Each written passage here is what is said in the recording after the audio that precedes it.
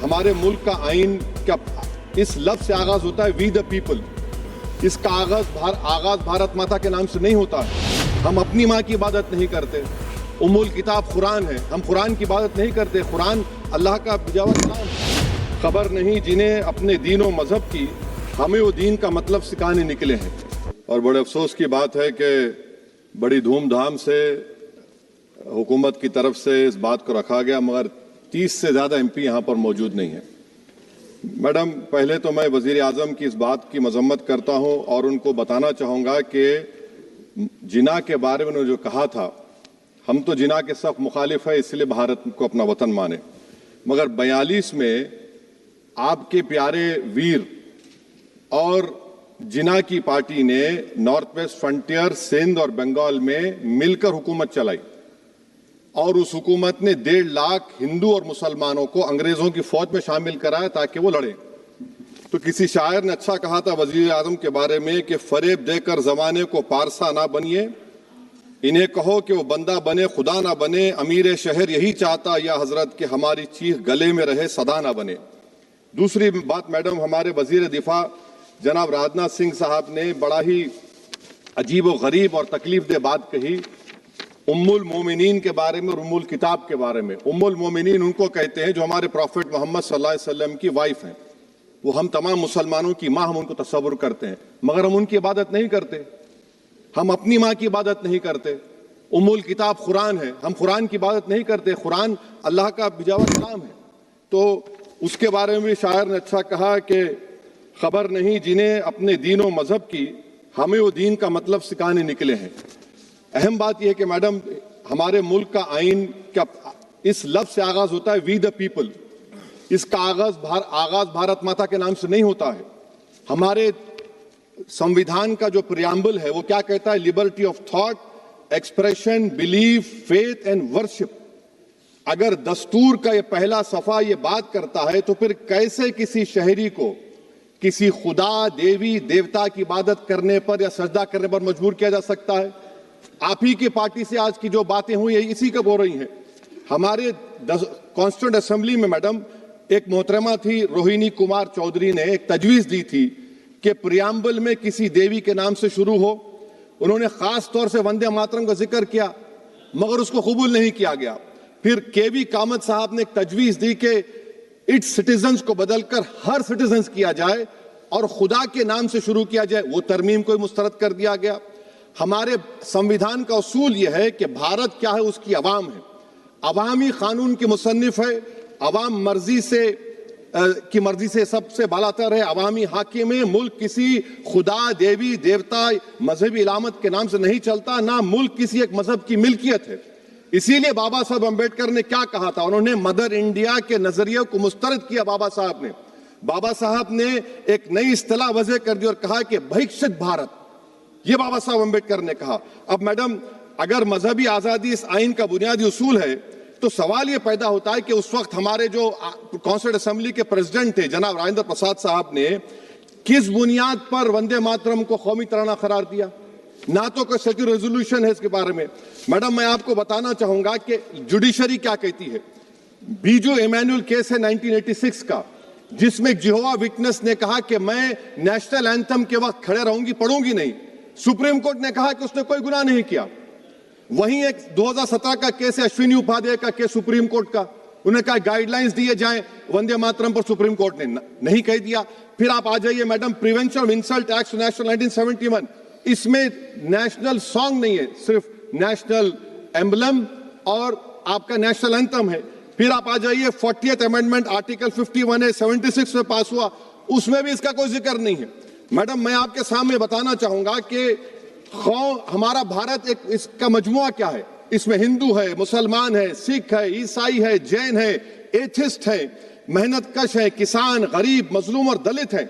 मगर अगर जो तकारीर आज हमने यहाँ पर सुनी और बाहर जो सुनते हैं, अगर भारत को देवी कहने और उसके आगे सजदा करने, तो दरअसल कौम परस्ती को, वतन से मोहब्बत को मजहब में तब्दील कर रहे और फिर यहाँ पर बोल रहे कि अगर भारत में रहना है तो वंदे मातरम गाना पड़ेगा। भाई, ये तो संविधान के खिलाफ है, सुप्रीम कोर्ट के जजमेंट के खिलाफ है। अगर वंदे मातरम मैडम कौमियत का मियार है तो फिर सवाल यह है कि हसरत मोहानी की कौमियत क्या थी जिसने इनकलाब जिंदाबाद का नारा दिया?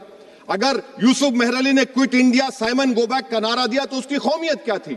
अगर हैदराबाद से मौलवी अलाउद्दीन जो मक्का मस्जिद का पहला मुजरिम है काला पानी में, और तूरेबाज खान जो मारकर लाश को लटका दिया गया था हैदराबाद में 8 दिन तक, उसकी कौमियत क्या थी? अगर इनायतुल्लाह काफी जो जिहाद का फतवा अंग्रेजों के खिलाफ दिया मुरादाबाद में, जब उनको 2 दिन में फांसी की सजा दी गई, और जब फांसी की सजा के वो जा रहे हैं तो इनायतुल्लाह मौलाना काफी की जबान पर क्या था? वो रसूलुल्लाह हमारे प्रॉफिट की नात पढ़ रहे थे। क्या पढ़ रहे थे? कोई गुल बाकी रहेगा ना चमन रह जाएगा, पर रसूलुल्लाह का दीन हसन रह जाएगा। तो उनकी कौमियत क्या थी? माल्टा की जेल में महमूदुल हसन, हुसैन अहमद मदनी 6 महीने माल्टा की जेल की ग्राउंड में पड़े रहे, उनकी कौमियत क्या थी? अल्लामा फजल खैराबादी का वो सल काला पानी का पुकार पुकार कर इनसे पूछ रहा है, जो वहीं पर मर गए, खबर वहां पर है, बताओ मेरी कौमियत क्या थी? मैडम, मैं एक मुसलमान हूं, मैं इस्लाम को मानने वाला बावकार इंसान हूं, और मेरे मजहब की बुनियादी तालीम तौहीद है, ला इलाहा इल्लल्लाह, नहीं है कोई खुदा सिवा अल्लाह के। और कुरान में अल्लाह क्या बोल रहा? इय्याका नाबुदु इय्याका नस्तईन, तुम मेरी इबादत करो, मुझे मानो। मुझे कहां से मिल रहा? आर्टिकल 25 से मिल रहा है। मुझे कहां से मिल रहा है? Liberty of thought, expression, belief, faith and worship से मिल रहा है। तो इसको जोड़ना ये बहुत ही खतरनाक होगा। और हमारे प्रॉफिट मोहम्मद सल्लल्लाहु अलैहि वसल्लम जब मदीने को गए तो उन्होंने उस वतन के लिए दुआ की, कहा कि अल्लाह मदीने की मोहब्बत हमारे दिलों में और इजाफा कर दे, मक्के से ज्यादा कर दे। तो ये इस्लाम, मुसलमान होना, हमारे ईमान में मुल्क की मोहब्बत बीच में नहीं आती, और मुल्क से मोहब्बत है और रहेगी हमेशा, क्योंकि ये अजीम कुर्बानियां यहां पर शामिल है जिन्होंने जंग आजादी में हिस्सा नहीं लिया। आज अगर वो वतन की मोहब्बत का दर्ज देंगे तो बड़ा गलत होगा। मैडम, मैं आपके सामने एक चीज पढ़ूंगा। 1937 रविंद्रनाथ टैगोर ने लेटर लिखा सुभाष चंद्र बोस को। मैं सिर्फ, किसी ने नहीं पढ़ा ये। क्या कहा टैगोर साहब ने? But parliament is a place of union for all religious groups and there the song cannot be appropriate. When Bengali Muslims show sign of stubborn fanatism, we regard it intolerable. When we too copy them and make unreasonable demands, it will be self-defeating. ये मैं इसको ले करूंगा madam, आप देख लीजिए। फिर दूसरी तरफ मैडम आप आ जाइए, मैं यहाँ पर बैठकर, हाँ, जितने तकारीर यहाँ पर हुए सब जनगण मन पर तनकीद किए। तो मैडम मुझे ये कहना पड़ेगा कि जनगण मन पर आप लोग इतनी तकलीफ क्यों उठा रहे हैं? आखिर इतनी तकलीफ क्यों है? तो मैं जब जाकर देखा तो मुझे 28 दिसंबर का ऑर्गेनाइजर मैगजीन का आर्टिकल मिला, जिसमें ऑर्गेनाइजर लिखता है कि what is the moral sanction behind government choice of Janagana Mana, except that it can be made an item of entertainment at the sumptuous parties thrown by government officials. आप बताइए, इसका बोलेंगे आप? और फिर उसके कैंड कैसा करते हैं? It will mean we can not love our motherhood. Madam please, it will mean that Vande Mataram is buried alive with the word Jangan Mana on the tombstone, for the tomb will also be of Jangan Mana of the will of the people. इस पर आप क्या बोलेंगे? Madam, मैं आपको ये बताना चाह रहा हूं कि वतन की मोहब्बत हमारे लिए बहुत अहम है, मगर ये बताइए हमको कि अभी मैडम यहाँ पर आनंद मठ के बारे में बहुत कुछ कहा गया। मैं सिर्फ 2 मिसालें आपको देता हूं। आनंद मठ के पेज नंबर 70 और 80 को पढ़ लीजिए। इसके बाद सनातन जहां मुसलमानों के घर पाते थे, इन्हें आग लगा देते थे। आप पेज नंबर 98 पढ़िए। हमें सिर्फ इन मुसलमानों को जड़ से खत्म करना है क्योंकि खुदा के दुश्मन बन चुके हैं। फिर आप पेज नंबर 115-16 दीजिए। फिर मुख्तलिफ इलाकों में मुसलमानों को सदा देने के लिए भेजे जाते, जहां भी मुसलमान आबादी नजर आती जला दिया जाता। फिर आप देख लीजिए मैडम, सफे नंबर 120 पेज 120, बंकिम लिखते हैं कि सनातियों को मालूम नहीं था कि अंग्रेज हिंदुस्तान को निजात दिलाने वाले हैं। ये आप क्यों कर रहे हैं? अब आप मैडम, मैं आपको पेपर्स दे कर दूंगा। मैडम, भारत में हमारी आजादी इसलिए आई और बरकरार रही कि हमने मुल्क और मजहब को एक चीज नहीं बनाया। हमने ऐलान किया कि हमारी मुल्क मुख्तलिफ तबकात मज़ाहिब पर मुश्तमिल है। हमारे मुश्तरका तकदीर हमारी कौमियत का सरचश्मा है। यह खास जबान, सखावत, मजहब नहीं है। अगर वंदे मातरम का मतन कौम और मजहब को एक बना देता है, अगर हम इसे टेस्ट बनाते हैं वफादारी का, तो फिर मान लीजिए कि यह गांधी, अंबेडकर, टैगोर, बोस और लाखों आजादी के सिपाहियों की सोच को छोड़कर गोडसे की सोच की हिंदू कौमी परस्ताना, मैडम खत्म कर रहा हूं, कौमी हिंदू कौम परस्ताना को अख्तियार करेंगे। मुझे वतन से बेइंतहा मोहब्बत है मैडम, और इंशाल्लाह हमेशा रहेगी। मगर बावजूद इसके कि मेरी मस्जिद, मेरी इबादतगाह, मेरे कपड़े, मेरे कारोबार पर हमले होते, मगर मैं फिर भी कहता हूं कि वतन मेरा हर वतन को हम छोड़कर नहीं जाएंगे।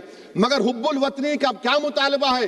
हुब्बुल वतनी ये कहता है कि वतन से मोहब्बत है तो जुल्म को खत्म करो, गरीबी को खत्म करो, बेरोजगारी को खत्म करो, जबर का खात्मा करो, अमन का गहवारा बनाओ, पाकिस्तान की दहशतगर्दी को खत्म करो, एक्सप्लॉयटेशन को रोको, शरारत को रोको, मुल्क के खिलाफ की जाने वाली साजिश खत्म करो। मैडम, भारत एक चमन है जहां पर हर फूल को खिलना चाहिए, और अगर कोई इस फूल के अगर पूरे फूल खिलेंगे तो उसकी खुशबू से ये वतन मौतर होगा। मगर अगर इस चमन का माली ये कहेगा कि एक ही फूल खिलेगा, तो मैं जिम्मेदारी के साथ कह रहा हूं, अगर एक ही फूल खिलेगा तो वो सहरा बन जाएगा और माली माली नहीं रहेगा, वो जल्लाद कहलाएगा। तो इसीलिए मैडम, हम उम्मीद करते हैं कि हुकूमत इस पर जोर जबर ना करे। मेरा राइट है, यकीनन मैं जानता हूं कि आजादी के लड़ाई में वंदे मातरम का नारा था, मगर अगर आप इसको जबर करेंगे तो ये संविधान के खिलाफ है। वफादारी का सर्टिफिकेट हमसे मत लीजिए मैडम, खत्म कर रहा हूं। वफादारी का सर्टिफिकेट हमसे मत लीजिए। आपके बुजुर्गों के कोई एक किताब में लिख के क्या लिखा है बता दीजिए, कहां पर क्या लिखा हुआ है। तो मैं मैडम, मैं इस शेर पर अपनी बात को खत्म कर रहा हूं मैडम, मैं इस शेर पर अपनी बात को खत्म कर रहा हूं मैडम, मैं अपनी बात को खत्म कर देता हूं मैडम, क्योंकि आप बहुत जल्दी में हैं। कि भारत जिंदाबाद, हिंदू मुसलमान जिंदाबाद, दलित जिंदाबाद, ईसाई जिंदाबाद, आदिवासी जिंदाबाद, जो किसी खुदा को नहीं मानते वो भी जिंदाबाद, और मैडम सब पिछड़ा सब आ गया इसमें। तो हम उम्मीद करते कि इस रूह को आप समझेंगे, अगर आप सिर्फ अपनी आइडियोलॉजी को लेकर चलेंगे। और आखिर में मैडम, जनाब बंकिम चंद्रा साहब के बारे में मैं आपके सामने डॉक्यूमेंट लेकर रहा हूं कि उन्होंने बीए का एग्जाम पास नहीं किया था, 7 मार्क्स से फेल हो गए थे, ये भी रख रहा हूं। तो आप जिसको लिटरेरी जायंट बता रहे, ये नहीं है। बहुत बहुत शुक्रिया। धन्यवाद सभापति महोदया।